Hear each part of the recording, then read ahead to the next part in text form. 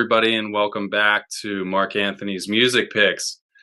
Today is episode 151, and I'm really excited for today's episode because I finally have somebody to co-host with me. I recruited my friend Tim Humphrey, a Discogs user. Tim is an OG of the Discogs world. He's been reviewing records since I was probably a toddler. And as you can see from, or as you will see from his background, he has an even more ridiculous collection than me. So I thought he would be the perfect person to have co-host and come and do some record reviews with me today. So thank you for coming, Tim. And today's topic of choice is going to be the very prolific and classy label Mosaic. Mosaic was founded and is curated, or I'm sorry, it's founded in 1997 and is curated by Steve O'Sullivan. And I'm not as familiar with the older part of the catalog. Tim's a little bit older than me, so his forte is a little bit more towards the late 90s and 2000s, where I didn't really latch on to Mosaic until probably 2017. So I think we're going to be bringing like a really nice mix to the table here. And with that, I'm going to, before I hand it over to Tim, I just want to say there's a few things about the Mosaic label that I really enjoy. And it's, to me, it comes down to the attention to detail. So I have one of my favorite records. This is the Fletcher release that has the Mike Schaummer on the B side, but I wanted to give an example or use it as an example for why I love Mosaic. So as you can see here, really, really sharp, very sharp labels and nice color choices. So it kind of appeals to the color collector in me, and I'm sure other people as well. I notice when I grab the edge of the vinyl, it's not squared off on the corners like some are. So it's got like a nice rounded edge here. And there's another little subtle nuance to it is the tracks that have two sides, the needle will get to the end of one of the tracks and sort of just pause there and hang out in a silent locked groove. So it's DJ friendly. It stops you from that accidental bleed through into the next track as maybe you're like fading out and when you're DJing live. And if you're listening at home and you're in that kind of collector mode where you want to listen on your hi-fi setup, the needle does not run in towards the paper. It stays and hangs out at the end of the track. So all of these things plus really nice inner sleeves that have like the little plastic cushion inside make this the collector's dream. And I didn't intentionally end up collecting Mosaic records.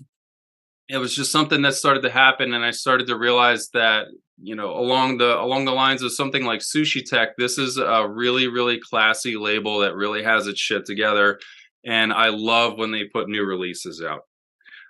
So that being said, I'm now going to hand it over to Tim, who is going to review his first record, and we're going to alternate with our picks as we move through this episode. Tim, go ahead. Cool. Thanks, Mark. First off, I just want to say thanks for having me. It's awesome to talk to you again, and I'm glad we're having the chance to do this after our first meeting, and of course, me moving to the area and you coming over and playing records is something I hope we can keep doing. I need a friend to play some records with out here. Kind of new to the area out here.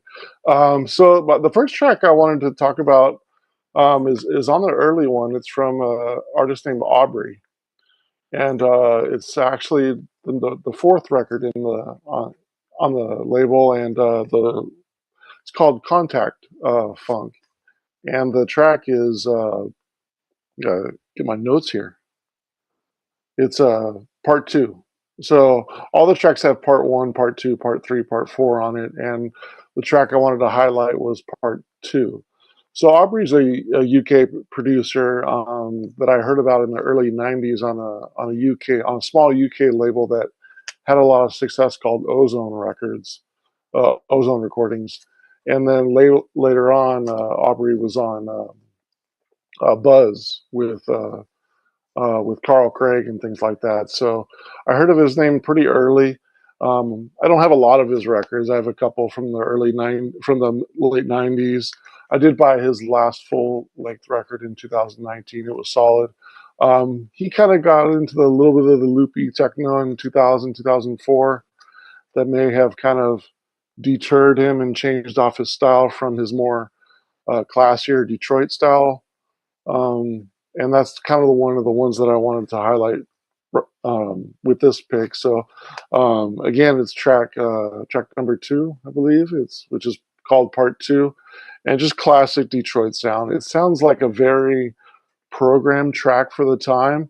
It's very uplifting. It's very smooth. It's not over the top. It's nice and clean. 5.5 minute track, not too long, not too short. Nice one to mix. Very straightforward, but has a nice solid middle to late '90s sound where it's very clean, but it's very still has a rawness to it, which is cool, and it's very uplifting in a kind of subtle way, which just really brings to the timelessness of the track for me. And with having said that, let's hear a sample.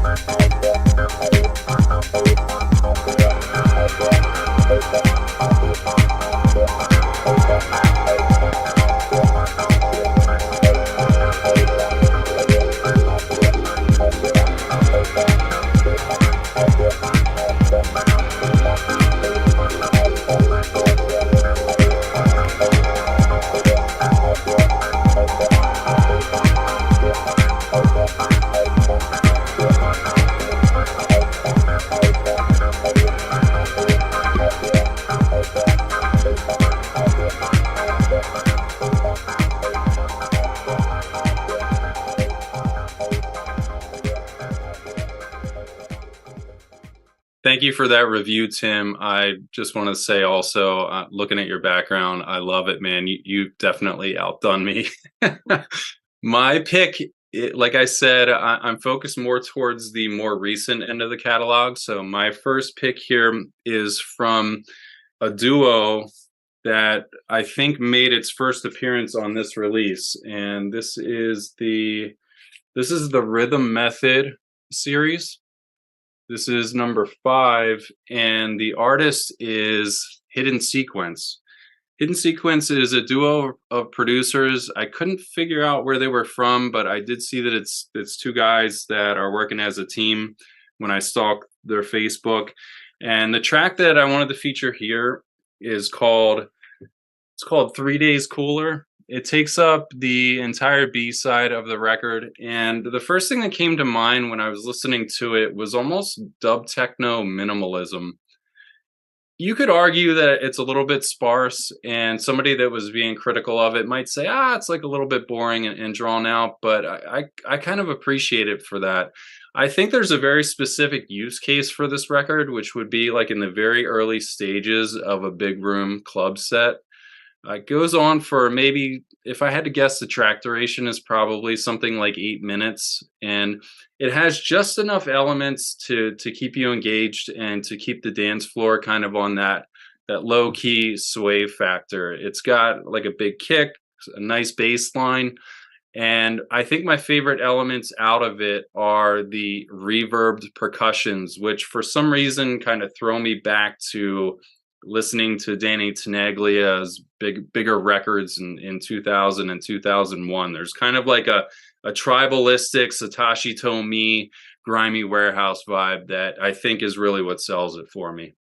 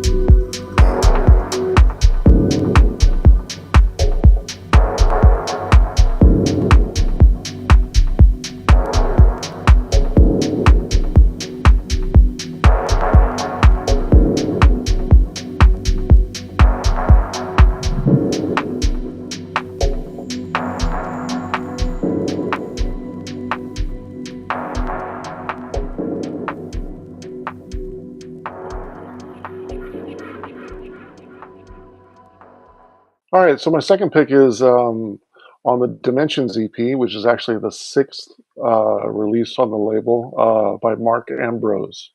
For those that know Mark Ambrose, he's probably in my top five tech house producers of all time for me. He's right up there with like Time Rider and Chris Brand, which is Ramdu Project, Ramdu Kids, and his style is just so clean. If you guys don't know Crayon Records, check out Crayon Records. He must have over 50 to 75 releases over the last 25 years. Just top notch tech house producer. He's the kind. He's almost the ideal tech house producers. Like the tech house genre is so I wouldn't say bastardized, but it's just there's so many different definitions of tech house. And I think when I think of the ultimate tech house, yeah, I think it feels like it originates in like 96, 97. Of course, with the end of Plink Plonk Records and the start of End Records. So Lalo and Bushwhacker and those type of artists. And Mark Crayon is kind of right in that field of that UK sound, where house just blends perfectly with techno. And so the title track, or should I say the first track, is called Signs and Lights, and it's really kind of a bouncy track. It might be actually the most wanted or desired record on Mosaic when you look at the want list on Discogs. Um, I normally don't like bouncy bass lines and bouncy tracks but there's something everything besides the bouncy bass line, bouncy beat, I love. Not that I don't hate it. It's just not something I would normally kind of gravitate to. Maybe that's what makes the track kind of unique in a way, but in a way, and especially at the time, I'm sure when it came out, ambient house was sort of on its way out by the mid '90s. But this one stays in that vein, and really, it ties a lot to what's going on right now in techno and having that kind of Balearic feel and that kind of ambient house feel and the kind of the more laid back feel. And it has this particular sound and it kind of sounds aquatic and it just lends to the timelessness so well where um, it's just really beautiful track. I believe it got reissued, but don't quote me on that. But the first two tracks I actually picked on Mosaic, on the Aubrey and this one, are actually in my want list. So they're not actually records that I have. But I just, when you have a big collection, you also have a big want list, and I just haven't got around to those yet. But pick 3 and 4, I actually do have. But no, you made a great. I wanted to mention you made a great statement about the condition of the records. You always do a great job of analyzing the cut of the vinyl and as a DJ and stuff like that. And I don't often pick up on that, but I definitely notice the edges of the records are very clean and they don't feel like they're going to cut your hand. And the way they space out the vinyl, so you can see it like even during the dark and things like that. And the next record actually has something that's I'll talk a little bit about that on the next, because that has a kind of the way that's cut is really unique in itself. But again, back to Mark Ambrose, and this is track number 1, Signs and Lights from 1997.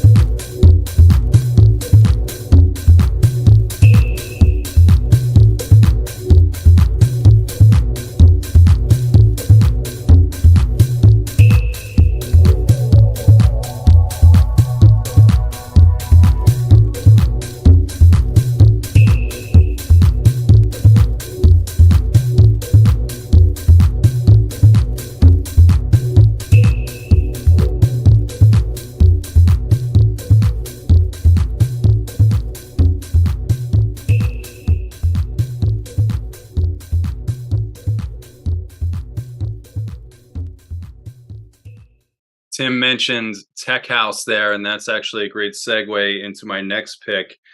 Again, I'm still in the Rhythm Method series, which I think launched in about 2020 on Mosaic. And here, my pick is another gorgeous one. I'm going to be honest, I halfway bought this just for the color scheme because I really love the aqua on dark blue.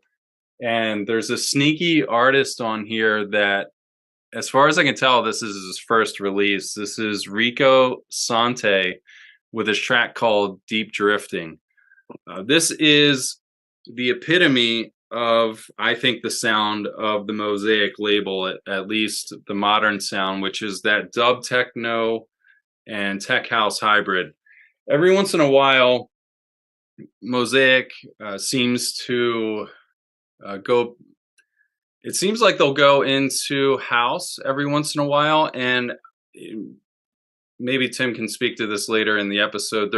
I don't know if they ever went through a glitch phase in the early 2000s and late 90s. Maybe they did, but now it seems like dub techno fused with tech house, specifically using modern elements, is their forte. And I just love them for that. And this Rico Sante track, like I said, it's an artist that it came out of left field. I don't know if Mosaic is now a vehicle for Steve to bring talent to the forefront, but props if that's the mission, because it's working. The track itself reminds me of a track that was on Roger Garrison's label called Irenic. The artist was Jago, and his track was called Bull Dub, Boole dub. And it just had this like grimy, like if I had to like pigeonhole what new tech house sounds like, I would say that Jago's Bull Dub is a great example of that. I think that came out in maybe 2018, I'm guessing. Rico Sante, for some reason, throws me back to that, because as soon as the record starts, you're right into the sick bass line. And it has enough to go on its own just with that bass line. But where it really seals the deal and just turns into this like wonderful Sunday afternoon type track is the atmospherics that come in. There's a very ethereal vibe to it that just sounds really sincere and is really just icing on the cake.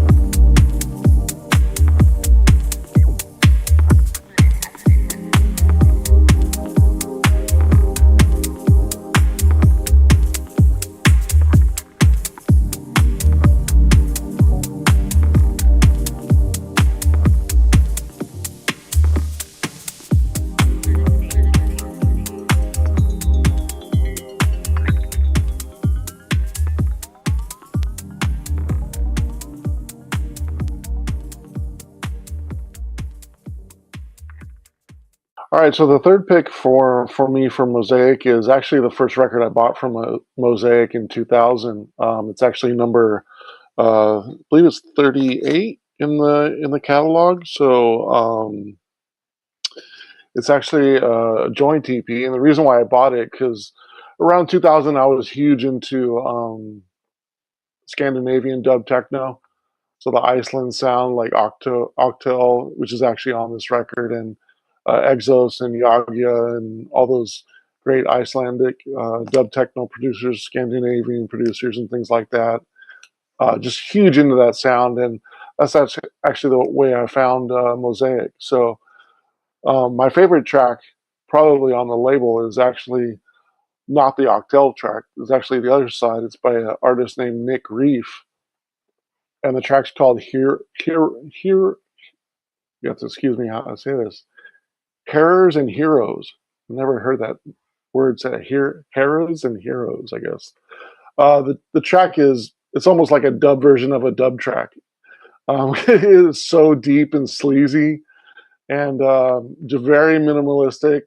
It's got a really cool cut where the track plays backwards, and then kind of has a space, probably about an inch, on the break, and then it kind of goes into the rest of the track. So it kind of smooths past a little bit of that, covers the whole side. It's about a 7 minute track, really deep and sleazy, dub, very dub. It's definitely a really, I wouldn't say it's a dark track, but it's verging on it. As it starts, you think, oh, this is going to be a pretty minimal track. It has a kind of a airy sound towards the end that kind of brings it a little bit out of the darkness, but super cool track. I actually tried to find it just to show it, so I could show the run out groove, but I couldn't find it. But that's actually the first record I bought, 2000, Mosaic number 30. I always like to get. Oh, I'm sorry. Yeah, it's actually the limited edition. It's on the limited edition number 2 vinyl. So I guess they had a limited edition. I'm not familiar with the other ones, but this was limited edition number 2. And here's the track by Nick Reeve.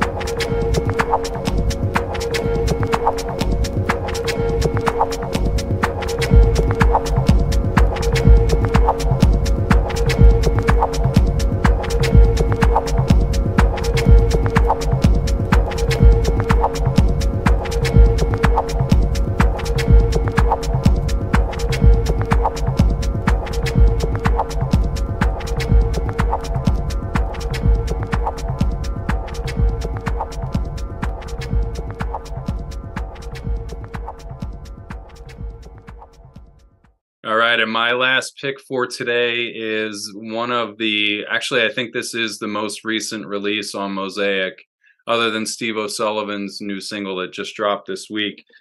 This is a colored vinyl featuring on one side a remix by Steve O'Sullivan of Hidden Sequence, who I mentioned earlier in the episode, but that's not the track that I'm featuring here.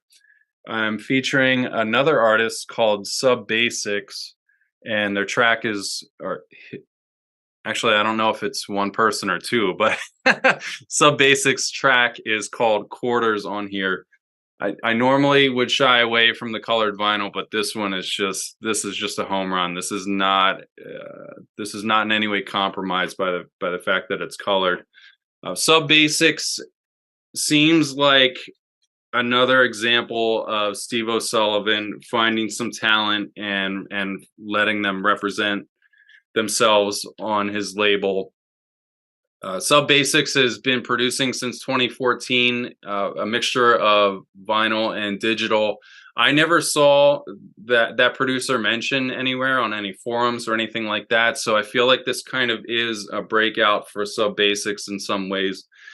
This is the DBS 01, and DBS 02 is set to drop in 2 weeks, and I'm dead set on buying that because I'm just so smitten with Sub Basics sound. The track is relatively static and flat. You're not going to find any breakdowns in there, but it kind of doesn't matter. It's more of a hypnosis. We're just going to lull you into this state. If I had to describe it, it's basically like new NU dub techno, where all of the vanilla flavors have been and sounds have been chased out and replaced with more modernized versions. So yes, you still get the dub tinged bass line, and you'll get some of the traditional skanks. I guess that's what the sounds would be called. But the other decorations and elements give it a much more modern feel, and I really just adore it for that.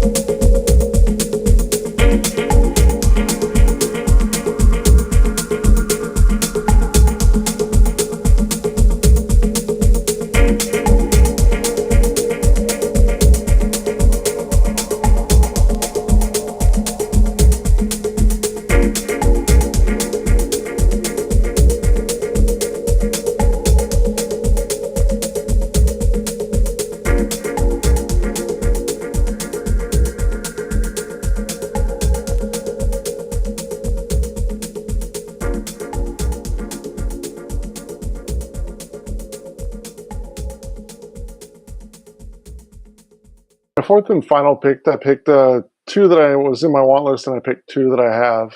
And my fourth pick is by Mike Schaumner. Invitation to Love. The first track covers the whole first side. Just a beautiful dub techno track. Just stays in the sweet spot. Not too much I can describe about his style. He's very meticulous. His sounds are very polished, very clean. My, obviously, Mike Schoenner's well known for being on Deep Chord label. Just a legendary producer just from being on that label. And he doesn't bring out too much music, so when he does bring out something, it's definitely something that you should check out because it's just very often that he brings out an EP. If I can think off the top of my head, he might have 3 or 4 EPs in the last 4 or 5 years, and maybe a couple remixes. The great thing about Mike Schaumner too is I got a chance to work with him on a couple projects. Just asking for him to remix something for a friend, and he was willing to do it. And I got a chance to write his "Come Home," the write up for that for Grayscale Records. And a lot of times when you meet your heroes and you might be disappointed by them, like Mike Schaumner. Shout out to you, man. You're a great guy. And I mean, he's just got a wealth of experience and knowledge when it comes to new wave music. So we get along really great, and he's very, very nice person and great track. So definitely wanted to give a shout out to Mike Schaumler. This is the newest Mosaic that I have. It's from 2017, Invitation to Love.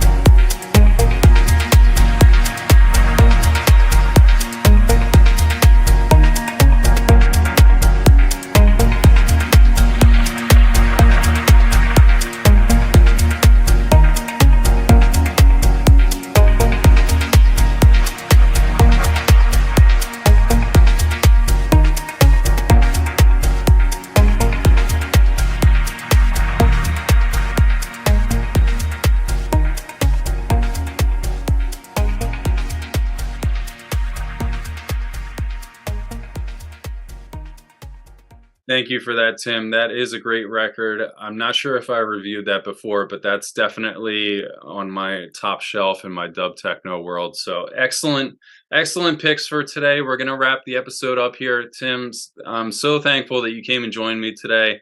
I feel like we're on the same wavelength and we're just sitting here talking about records that we're obsessed with, the sound that we just can't get enough of. So I really appreciate your presence on this, and I hope that we can continue to do more projects in the future.